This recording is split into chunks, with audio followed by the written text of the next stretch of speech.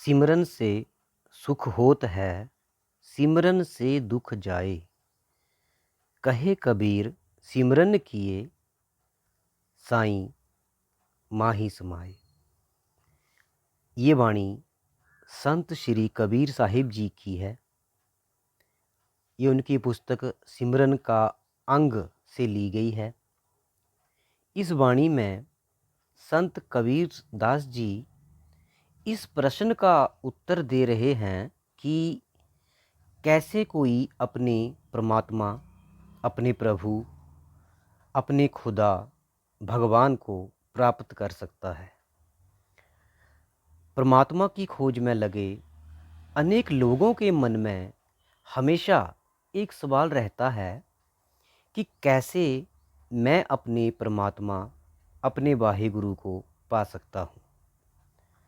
अपनी इस वाणी में संत कबीरदास जी ने बहुत आसानी से सिर्फ एक ही शब्द में उत्तर दिया है कि सिमरन सिमरन से परमात्मा को, अपने वाहिगुरु को, अपने गुरु को, अपने रब को, अपने खुदा को, अपने भगवान को पाया जा सकता है। एक शब्द में कहा सिमरन, सिमरन से सुख होत है। यहाँ पर संत कबीर साहिब जी बता रहे हैं कि सिमरन ही वो ताकत है जो सब दुखों का नाश कर देता है। कष्ट हमेशा हमेशा के लिए चले जाते हैं। अब सवाल ये है कि सिमरन किसका करें? हम जिसका सिमरन करते हैं, सिमरन माने याद करना, किसी को बार बार याद करना सिमरन करना कहलाता है। अब अगर हम दुनिया का सिमरन करेंगे तो हमें ये दुनिया ही मिलेगी, फिर इस दुनिया में ही रहना होगा। कहा भी गया है, जिथे आसा उथे बासा। अगर हम दुनिया में रहना चाहते हैं तो दुनिया का सिमरन कर सकते हैं। सिमरन ही एक ऐसी ताकत है जो समस्त सुखों के भंडार का रास्ता खोल देता है।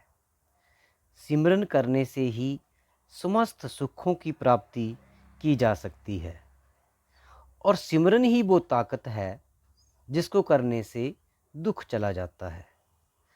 अब इंसान को यहाँ पर सोचना है कि सिमरन किसका करे, दुनिया के भोग विलासों का या उस परमात्मा का, उस रब का, उस वाहिगुरु का, खुदा का, भगवान का, जिसके पास सभी सुखों का भंडार है।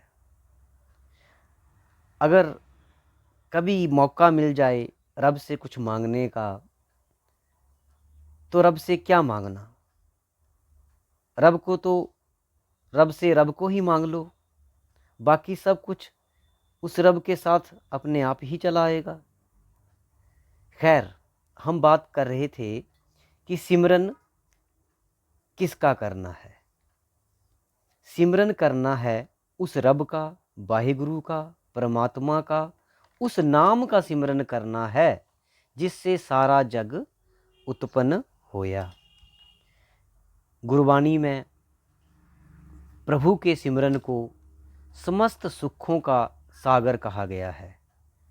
सिमरन करने से दुख, कलेश, चिंता, फिक्र, डर, भय, भ्रम सब दूर हो जाते हैं और तन मन शीतल हो जाता है। संत श्री गुरु नानक देव जी ने अपनी वाणी में कहा है, नानक प्रभु धियाइए भाई, तन मन शीतल होए। अब हम सिमरन किसका करते हैं, ये हमें अपने मन में एक बार ज़रूर अपने आप से सवाल कर लेना चाहिए। सोचना चाहिए कि हम सिमरन किसका करते हैं और हमें सिमरन करना किसका है। यहाँ पर संत कबीर जी ने सीधा एक लफ्ज़ में बयान कर दिया कि सिमरन से सुख होत है। अब अगर कोई स्त्री का, धन का, संसार के भौतिक पदार्थों का सिमरन करना है या उस परमात्मा का सिमरन करना है, ये हम सब पर ही निर्भर करता है। हमें अब खुद ही डिसाइड करना होगा कि सिमरन अब हमें करना किसका है। एक संत जी अपने सत्संग में अक्सर फरमाया करते थे कि इंसान जन्म से जब जन्म लेता है तो एक ही पूंजी लेकर आता है और वह है सांस की पूंजी, जो हर सांस सांस घट रही है, ये बढ़ नहीं रही है। जब बच्चा पैदा होगा सांस लेना शुरू हो करेगा और सांसें घटना उसी पल से शुरू हो जाती हैं। हम सब इस जीवन में कितनी सांसें लेंगे ये हम उस मालिक से लिखवा कर पहले ही लेकर आए हैं। जब सांस खत्म हो जाएगी ये शरीर यहीं छूट जाएगा, दुनिया के जो पदार्थ हैं वो भी यहीं छूट जाएंगे। जब हम बाल्यावस्था से निकलकर आगे बढ़ते हैं जीवन में तो हम में और भी बहुत सारी इच्छाएं जागृत होती हैं। इंसान सोचना शुरू कर देता है कि उसे धन चाहिए, उसे जीवन साथी भी चाहिए, उसे बंगला भी चाहिए, इंसान को सारे भौतिक पदार्थ भी चाहिए, गाड़ी भी चाहिए। और इन सब सुखों के पीछे जब इंसान भागना शुरू करता है तो वो भूल जाता है उस राम को। कहा भी गया है कि सब कुछ अपना एक राम पराया। ये सवाल हर इंसान को अपने मन में अवश्य करना चाहिए कि सब कुछ अपना एक राम पराया। राम ही पराया है जिसने इस दुनिया में भेजा है, जो इस पूरी कायनात का मालिक है, हम उसको भूल कर बैठे हैं।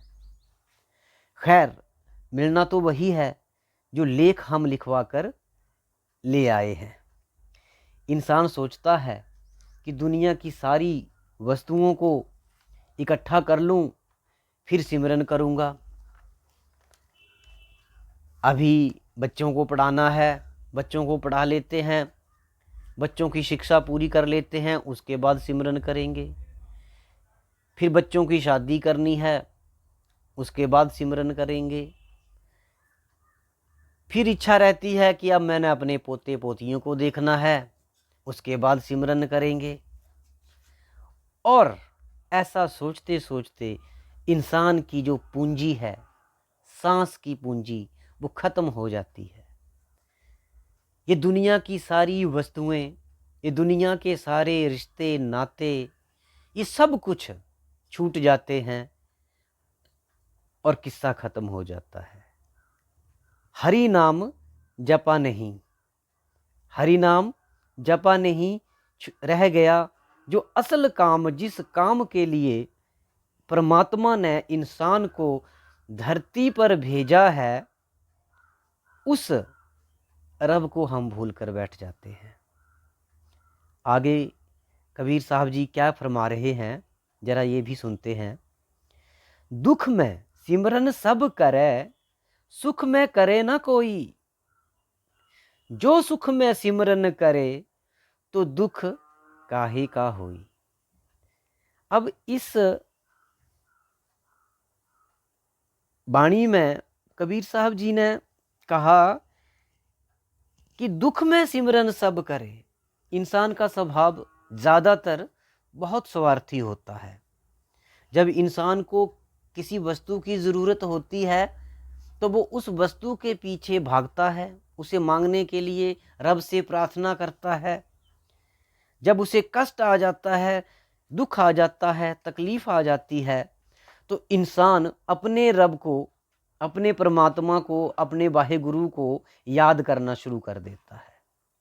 कहता है, हे रब्बा मुझे बख्श ले, मुझे इस संकट से बचा ले, बस एक बार इस संकट से निकाल दे, फिर मैं हमेशा हमेशा तुझे याद करता रहूँगा।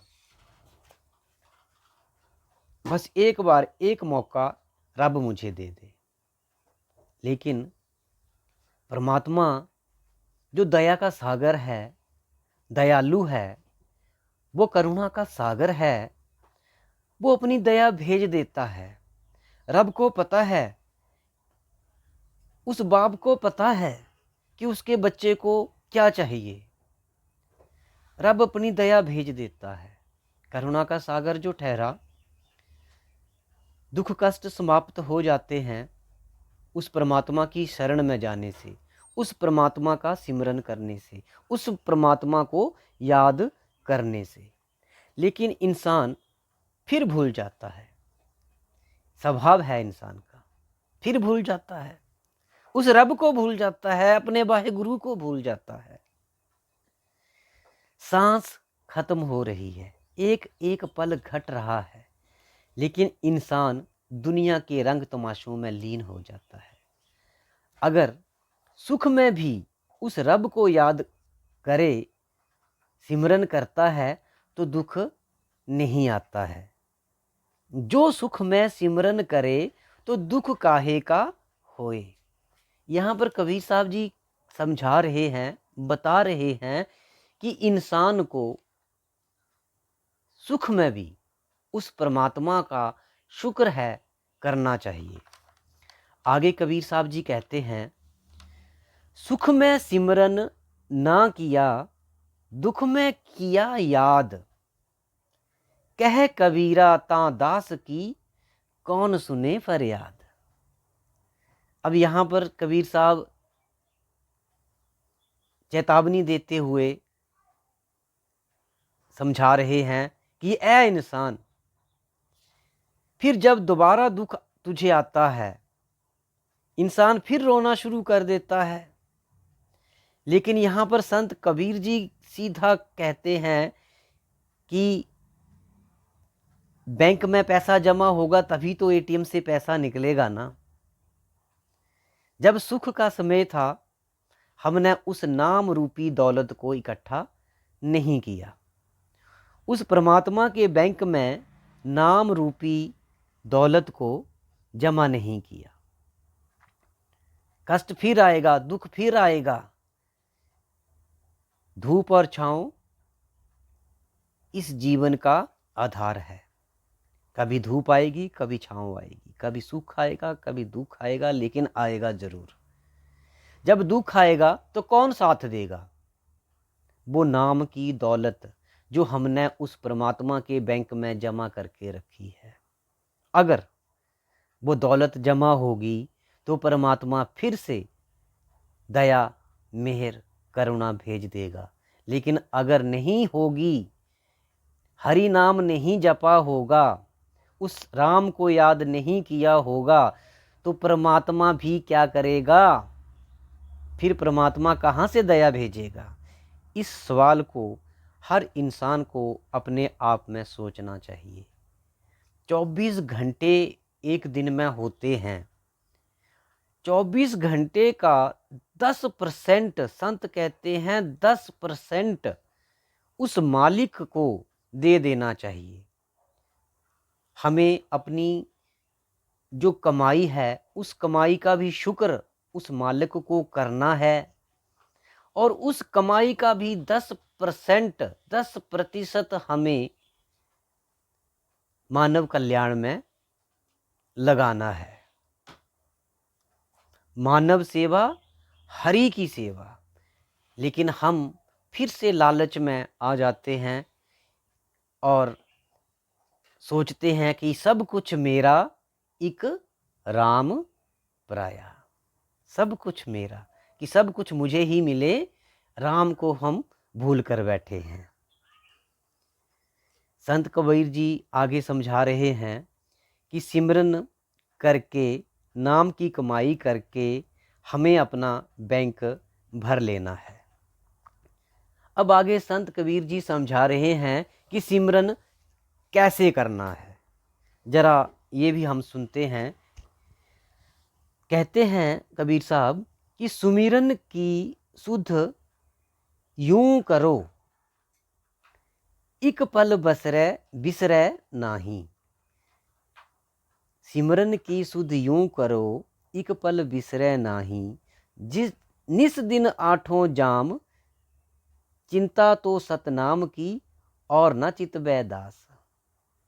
जो कुछ चितवै नाम बिन, ये बहुत महत्वपूर्ण लाइन है।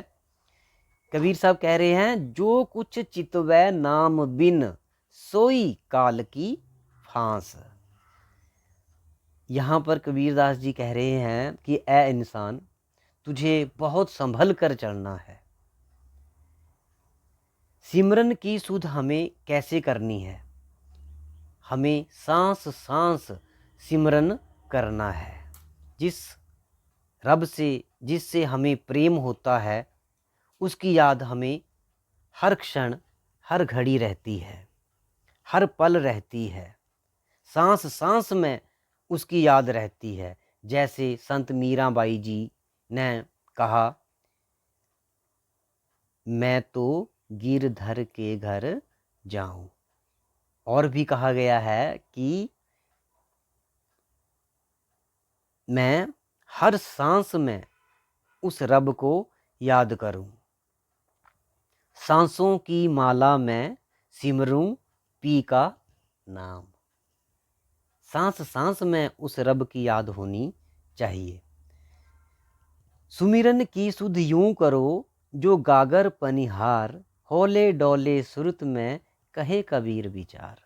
यहाँ पर उदाहरण दे रहे हैं कबीर साहब कि सिमरन कैसे करना है। जैसे एक औरत पानी का मटका भरकर कुएं से लेकर घर को जाती है, मटका सिर पर होता है लेकिन ध्यान उसका घर पर होता है, और वो उस मटके को अपने घर में सुरक्षित पहुंचा भी देती है। ध्यान कहाँ था? घर में। ध्यान कहाँ रखना है? मालिक में। जो भी काम करना है उस मालिक को याद करके करना है। संत कबीरदास जी समझा रहे हैं कि हमें दुनिया में रहना है, दुनिया में रहो लेकिन बैलेंस बनाकर अपनी जिम्मेदारियों को भी निभाना है, और उस रब का सिमरन भी करना है। जो भी काम करें उस रब का नाम लेकर करें।